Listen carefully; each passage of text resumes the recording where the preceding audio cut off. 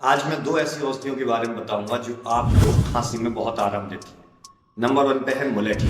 मुलेठी को चबा चबा के चूसे जिससे कि आपको खांसी में बहुत आराम मिल जाएगा। दूसरी है कंटकारी यानी पीली कटेली। उसको आप पाउडर आप यदि 1 चम्मच सुबह 1 चम्मच शाम को लेते हैं तो खांसी में बहुत आराम मिलता है। और एक बोनस पॉइंट, यदि खांसी रुक नहीं रही है, ठसके आ रहे हैं, तो थोड़ी सी अदरक लेकर के शहद में डिप करके उसको अपने दांतों के नीचे दबा के उसको चूसते रहे, खांसी के ठसकों में बहुत जल्दी आराम मिल जाता है।